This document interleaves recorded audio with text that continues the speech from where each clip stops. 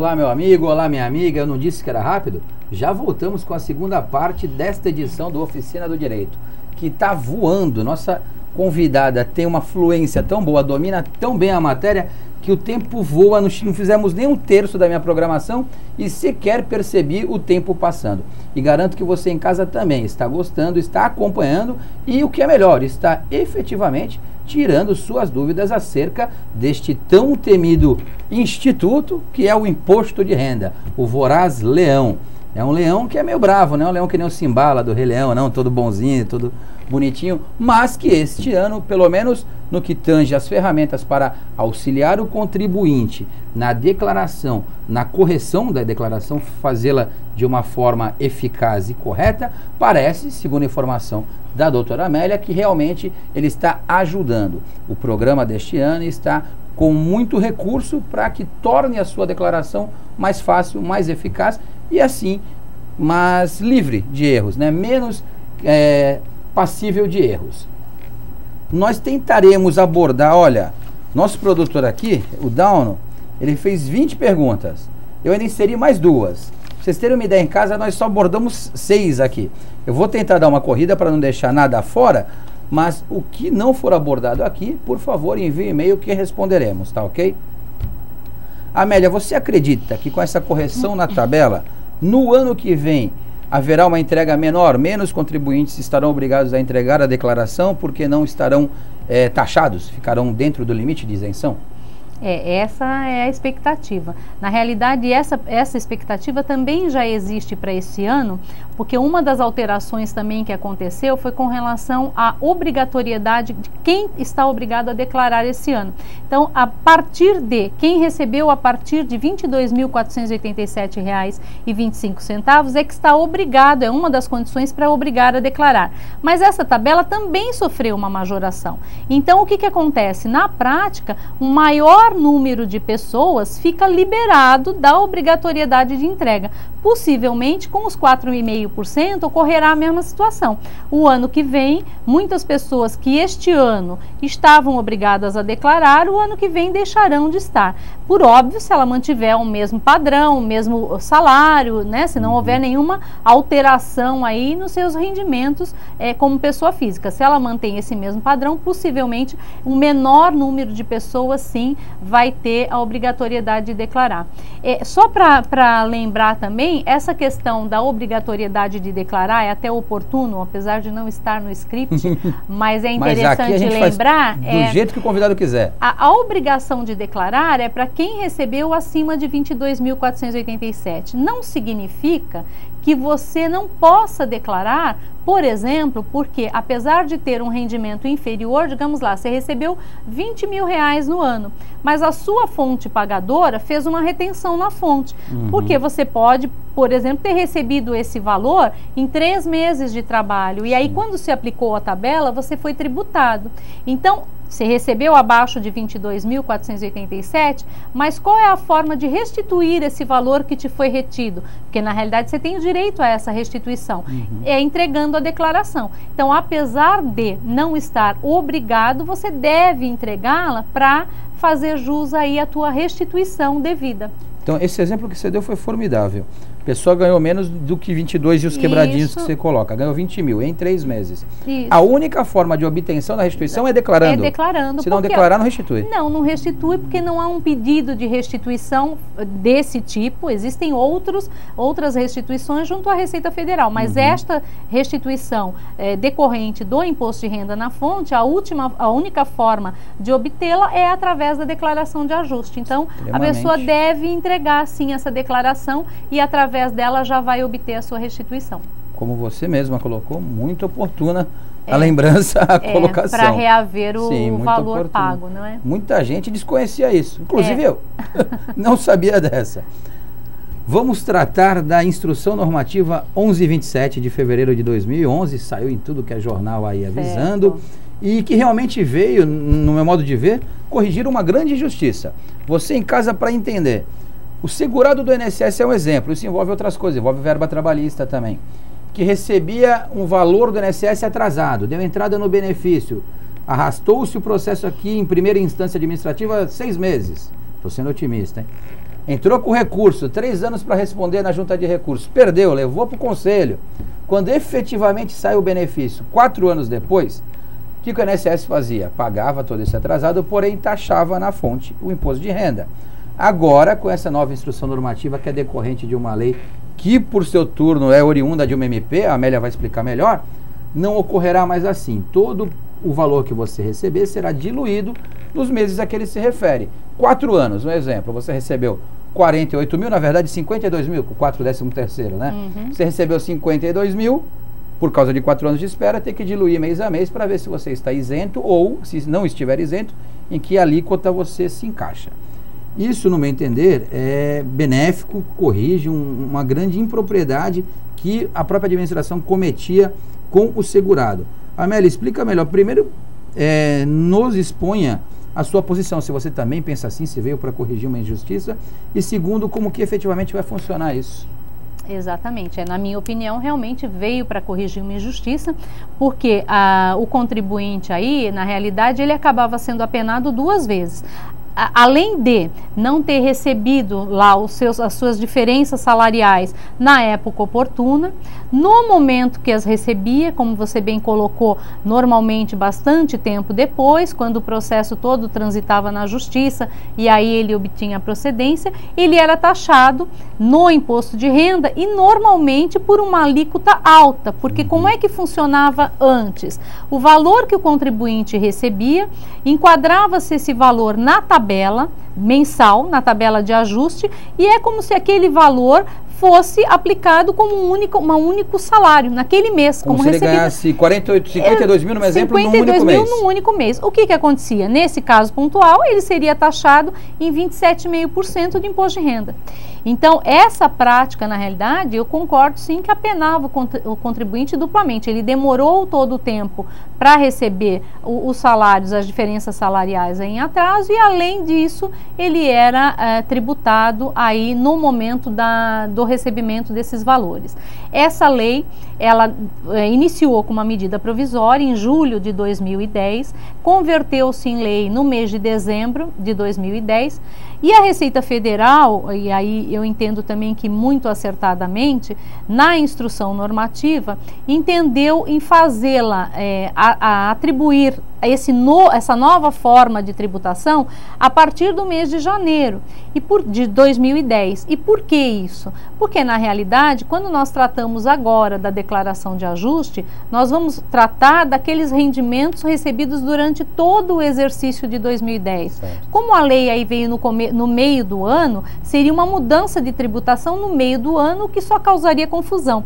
Então, administrativamente, entendeu-se que aplica-se esse novo tratamento tributário mais benéfico ao contribuinte, sem dúvida, já a partir de janeiro de 2010. Como é que se faz isso?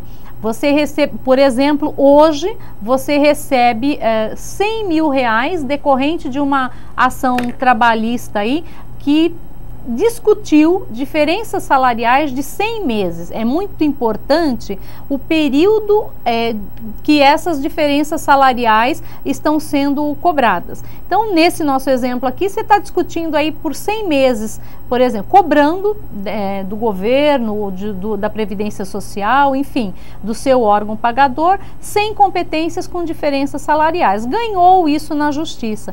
Hoje, recebeu 100 mil reais. Na forma atual de tributação, nós temos aí a tabela mensal, R$ 1.499. Se eu multiplicar isso por 100 competências, eu teria o quê? Eu só vou sofrer tributação se eu receber um valor acima de 150 mil reais. Seria 1.500, aí a grosso modo, vezes 100, né? 1.499, então arredondando aí.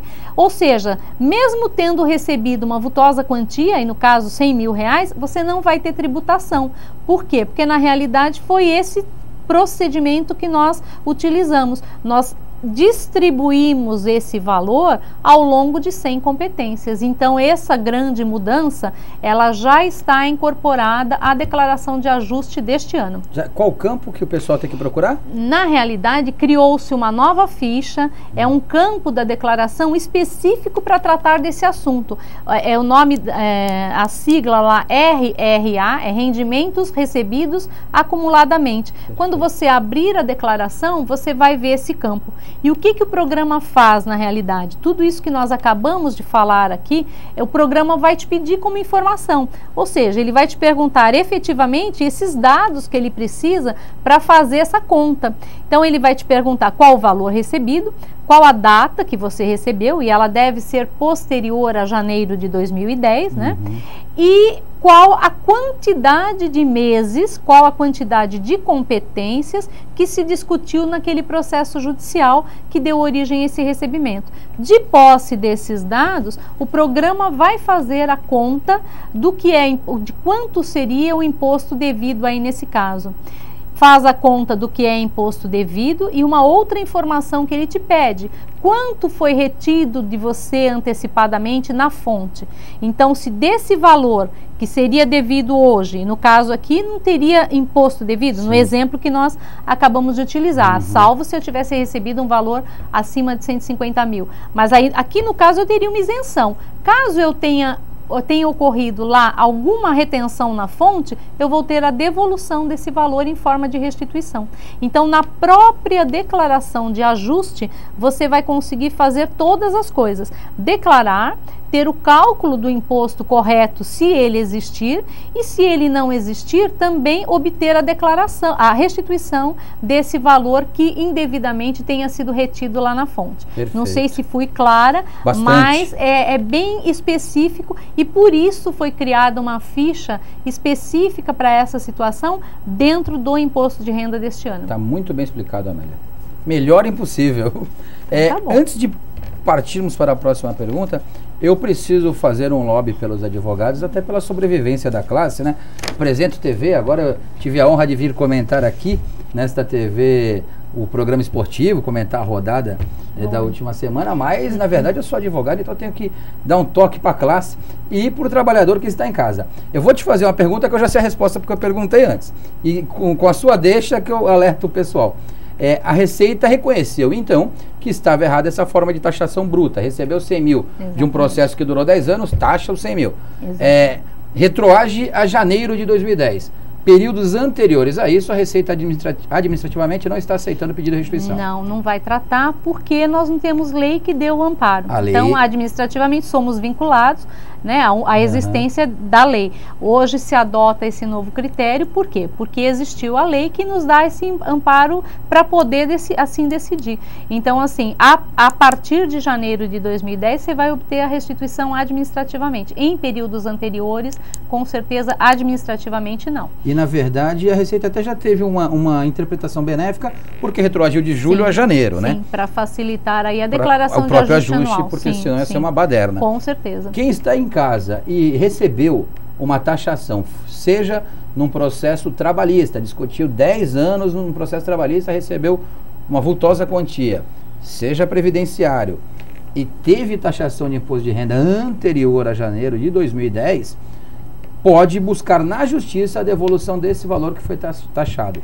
Você pode obter a devolução na íntegra, caso você esteja dentro de uma faixa de isenção, ou de parte do imposto pago, caso você estivesse numa alíquota inferior àquela que lhe foi cobrada.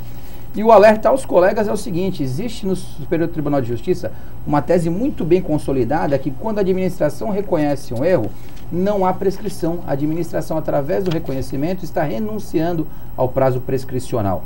Então, se o processo trabalhista ou previdenciário foi pago em 2002 e lá houve a taxação, hoje, 2011, não estaria prescrito. Dá tempo de buscar. Não houvesse essa instrução normativa 1127 de fevereiro de 2011, estaria prescrito esse período. De 2011, 5 anos para trás, 2006. Tudo anterior a 2006 estaria prescrito judicialmente. Porém, com esse reconhecimento oriundo da Receita Federal, vem implícito nele uma renúncia ao prazo prescricional e judicialmente essa tese é bem forte, a probabilidade de êxito existe, tá ok? Recado dado ao trabalhador, recado dado aos colegas. voltemos aqui, tem que garantir o pão da classe, né, Amélia? Vamos lá. Sonegação. Sonegação é algo que todo mundo sabe que a Receita corretamente está em cima e combate veementemente, combate com todas as formas que dispõe, todos os instrumentos que dispõe. Quais são esses meios, esses instrumentos que eu acabei de me referir, que a Receita consegue usufruir para evitar e combater a sonegação? Na realidade, há um vasto banco de dados hoje alimentado aí na Receita Federal e a origem desse banco é bem diversificada, não é? Então, desde a própria DIRF, que é a declaração entregue aí pelas fontes pagadoras, mas aí nós temos a movimentação financeira dos contribuintes, que pode ser verificada, nós temos a DIMOB, que registra todas as operações imobiliárias, nós temos a DOI, que também no âmbito aí das operações imobiliárias, uma tratando de compra e venda, a outra de aluguéis e de negociações. Então, o campo de informações, cartões de crédito, movimentações por cartão de crédito, é uma gama de informações muito grande que alimenta um banco de dados e que possibilita que esse banco de dados faça cruzamentos. Então, com relação à sonegação, a gente vê, e por isso a gente coloca isso de uma forma clara e transparente, é que cada vez mais a possibilidade de se confrontar dados e de se apurar uma possível sonegação é fato. Ela está aí no nosso dia a dia e no presente lá da Receita Federal. E o que acontece? O contribuinte, na hora que ele sofre, além da penalidade financeira, que eu já falei aqui, a multa, na realidade, por uma omissão, por uma sonegação de informação, ela vai de 75%, ela pode ser agravada até 150%, no caso de se detectar fraude, uma sonegação mais grave. Isso é além da peso financeiro, ainda há as questões penais que para o contribuinte, quando se verifica a sonegação, além da constituição do crédito, o auditor fiscal ele tem por obrigação fazer a representação fiscal para fins penais, que é encaminhada ao Ministério Público e que pode ensejar uma ação penal com condenação. Então, nós temos aí não só na esfera da sonegação, mas também, da mesma forma, a apropriação indébita na área previdenciária ou em qualquer outra área. Então, assim, o ônus para o contribuinte, além do pagamento do tributo majorado, com essa multa de 75% a 150%, ainda é a questão dele poder ter a penalidade na esfera penal em decorrência desse início, porque é como se iniciasse ali também uma apuração na área penal. Então, na realidade, para o contribuinte é muito mais fácil usar de transparência e ter aí, dar a informação consistente, e a Receita nesse aspecto possibilita ainda, caso assim ele não tenha agido, que ele volte atrás e corrija. É o caso aí da malha fiscal que a gente acabou de falar, seria um caso pontual bem próprio para se usar como exemplo. Então, a qualquer momento você pode corrigir o teu erro lá no passado. Essa colocação sua é muito boa, porque o sonegador, além de receber uma penalidade, uma punição patrimonial muito forte, que pode chegar a 150% do valor devido, ainda pode sofrer um processo penal. Que isso também é de extrema preocupância e correrá na esfera federal. Exatamente. Um processo penal, um processo que corre na Justiça Federal. E nós temos aí números em trâmite, tanto de pessoas físicas quanto de pessoas jurídicas, que optaram por esse caminho, por esse pior caminho, e aí acaba tendo mais um problema, além do custo financeiro, o problema para resolver depois perante a Justiça. Olha, e o efeito na realidade, o crime, grande, hein? O crime não compensa mesmo para ninguém, né? E a gente tem que lembrar aí que a sociedade brasileira, a gente fala muito e reclama muito que a tributação é muito pesada, e eu sou obrigada a concordar, porque realmente a tributação mas se nós tivéssemos uma distribuição dessa tributação, ou seja, se todos que devem pagar o tributo de fato pagassem, com certeza cada um de nós poderia pagar menos, porque é um bolo, né? Isso aí é questão de educação fiscal, que aliás é um programa que a Receita defende e temos servidores aí empenhados e imbuídos nessa área também, do qual eu faço parte lá na Receita, é de sensibilizar a sociedade que é isso. Para que serve o tributo? O tributo tem que ser arrecadado em benefício de todos. E essa arrecadação, claro, se todos, se uma fatia maior do bolo contribuir, cada um individualmente vai estar pagando menos tributo. Estou de pleno acordo contigo. Agora só uma brincadeirinha, o efeito patrimonial será pesado, porque o cidadão que sonegar vai ter que contratar os 2 advogados mais caros que existem, o tributarista e o criminalista. É verdade. Ele está lascado. Ainda há esse desdobramento. São os 2 que cobram mais caro. Ainda há esse desdobramento. Vai ter que gastar bastante. Ou seja, viu? Realmente a sonegação não compensa. E muito interessante, estou de pleno acordo, assino embaixo, essa colocação da questão da educação. Sim. Educação fiscal. Se todo mundo pagasse aquilo que é devido, evoluir bastante reduziria para todo mundo. Tem um certeza. colega seu que está sempre nos congressos conosco, o Ivan Kertzmann, da Bahia, auditor fiscal da Bahia, que ele recitou uma poesia no último congresso, o Dalno estava lá também, em São Paulo, que é O Dever do Contribuinte. É uma poesia de um outro autor baiano, mas é maravilhosa e traz justamente isso. O dever do cidadão de verter a contribuição correta, aquilo que é devido, e pensando na coletividade. Se todos recolhessem certinho, exatamente, todos pagariam menos e o retorno para quem realmente necessita seria maior. Exatamente. Vamos continuar com o nosso roteiro aqui? Vamos lá. A mídia tem colocado bastante em voga também a questão de que pela primeira vez o homoafetivo vai poder incluir um dependente. Isso é verdade? Como está funcionando isso, Amélia? Na realidade, já desde o ano passado, isso em decorrência de um parecer da Procuradoria da PGFN, se acolhe a essa possibilidade. Então, a união homoafetiva, na realidade, através desse parecer, ela recebeu o mesmo tratamento que já tinha a união estável dentro da nossa legislação. Então, o que tem que se ver ali? Na realidade, tanto a união estável como a união afetiva, ela tem que ter aquele caráter de um caráter público, de uma união que é pública, que é duradoura, né, e contínua. Então, nesse sentido, atendidos aí a esses pressupostos, o casal homoafetivo, assim como aquele que está em união estável, ele pode colocar o parceiro como seu dependente na declaração. Aí eu só faço a ressalva que, assim, sempre poder pode. Agora, cabe ao contribuinte verificar se essa é a melhor opção para ele.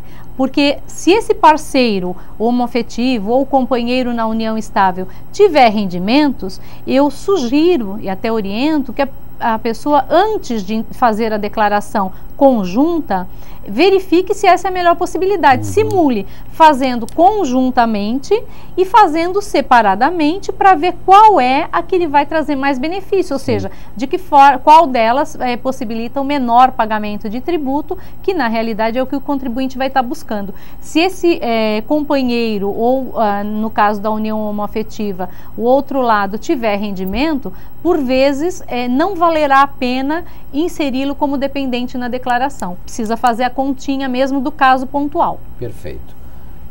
Parece também uma notícia aqui que agradará mais as mulheres que utilizam mais esse recurso, que cirurgia plástica agora permite o abatimento, é verdade isso?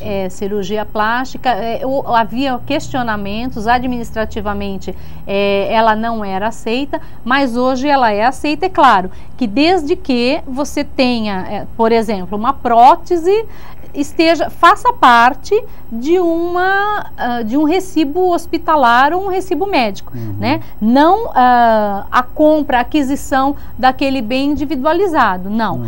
Se ela fizer parte de uma conta hospitalar ou de um atendimento médico como um todo, ela poderá ser abatida sem dúvida. Então não há ressalvas para isso, seja a cirurgia reparadora ou não, ela pode ser... Eu ia perguntar exatamente isso, reparadora ou estética, reparadora ou estética, tanto faz, ela pode ser deduzida. O que o contribuinte tem que ter aí é o cuidado de guardar essa documentação por 5 anos, que é o período em que ele pode ser chamado a comprovar essas despesas em que ele incorreu aí nesse ano. Então, ele tem que guardar a documentação e a comprovação daquele efetivo serviço prestado.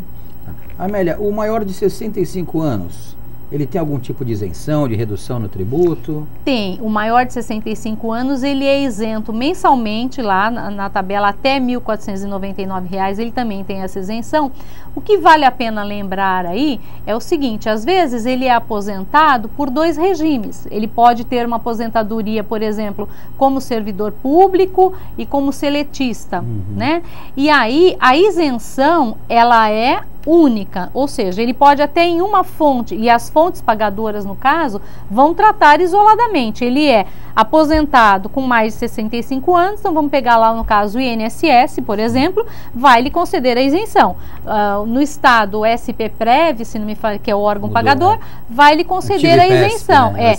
Cabe ao antigo IPESP, cabe a esse contribuinte verificar na hora da declaração de ajuste, ele vai fazer jus uma vez a essa isenção, né? Uma vez mensalmente. Então, embora ele tenha 2 fontes pagadoras, ele vai estar isento a cada mês em R$ 1.499, ou seja, ele faz jus uma isenção, porque a isenção é pessoal, né? Uma condição pessoal aí que é dada àquele contribuinte. Eu tinha mais uma pergunta aqui de invalidez, mas nós já tratamos anteriormente. Com relação à moléstia por doença grave, né? Isso, é. O que eu acho oportuno, se nós pudermos aí, colocar também à disposição da população, é a informação de que, além de todas essas questões, eu acho que foi bastante produtivo o que nós abordamos aqui, mas há um instrumento que a sociedade pode utilizar também no site da Receita Federal, especificamente agora, nesta época de imposto de renda, que é o Fale Conosco. Embora ele possa ser usado para qualquer assunto, mas para o imposto de renda ele é muito bom. É uma ferramenta muito produtiva. Então você entra no site da Receita Federal, cadastra a sua pergunta e faça a pergunta assim de uma forma clara, colocando pontualmente a situação que você quer ver esclarecida. Você receberá essa resposta através de um e-mail, e lembrando aqui que seria o único tipo de e-mail enviado pela Receita Federal, não há outra forma de comunicação por e-mail que não essa. Ou seja, você vai receber uma resposta desde que você tenha inserido através do site esse seu questionamento. Então é lá no site www.receita.fazenda.gov.br, o link é Fale Conosco. Se tiver dificuldade, joga na busca dentro do próprio site, que rapidamente ele vai te direcionar, e aí você pode cadastrar qualquer dúvida, especialmente sobre o imposto de renda aí. Fica à disposição também mais esse serviço.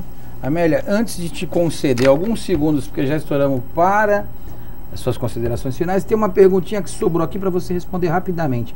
A Folha de São Paulo, num guia IR, noticiou que esse ano estão fechando mais ainda o cerco em relação a despesas médicas e recebimento de aluguéis. Verdade isso? Sim, despesas médicas, na realidade foi criado um documento novo que se chama DIMED. Esse é um documento que vai ser entregue obrigatoriamente este ano por todas as empresas prestadoras na área de saúde, então planos de saúde, pessoas jurídicas atuantes aí na área de saúde, elas vão preencher, é mais um documento que alimenta o banco de dados da Receita Federal, ou seja, elas vão dizer qual foi a despesa médica em que incorreu aquele contribuinte ou seus dependentes. Essa DIMED já foi enviada para o banco de dados da Receita Federal e isso vai propiciar que haja o cruzamento de informações. Quando você declarar a sua despesa médica, ela vai ser confrontada com uma outra declaração da pessoa jurídica que lhe atendeu na área de saúde e vai ver a consistência desses dados. Então, na realidade a questão dos aluguéis, ela já não é uma novidade deste ano, ela já existe. A DIMOB é uma outra informação que é prestada pelas empresas operadoras aí na área de imóveis. Ela também alimenta e também permite o cruzamento desses dados, sim, aí seria de despesas de aluguel. Perfeito. Amélia, agora sim, não sem antes agradecer a sua presença, dizer que foi muito elucidativa, muito esclarecedora, que tens uma ótima fluência para explicar para o nosso pessoal em casa e já deixá-la intimada a comparecer novamente numa outra oportunidade, porque foi agradabilíssima a nossa entrevista, o nosso encontro. Por favor, suas considerações finais. Eu fico à disposição, é um prazer estar aqui, poder esclarecer a população, e nessa seara, o que eu falei aqui de educação fiscal, a Receita caminha bastante nesse sentido. Então, o intuito não é daquele auditor que existe para apenar o contribuinte só, mas a educação fiscal também é isso, é primeiro esclarecer, ou seja, você só vai agir de forma equivocada se realmente quiser, mas cabe a nós também, como servidores públicos e como agentes da fiscalização federal, primeiro esclarecer e primeiro dar toda a possibilidade aí da sociedade conhecer aquilo que ela deve cumprir. Só tenho a agradecer. Obrigada. Parabéns pela primorosa entrevista. Obrigada. Você em casa, muito obrigado por ter me aturado, muito obrigado pela audiência, muito obrigado pela paciência. Até a próxima, fiquem com Deus. Fique ligado, na TV Primeira você tem informação, esporte e diversão. Continue conosco.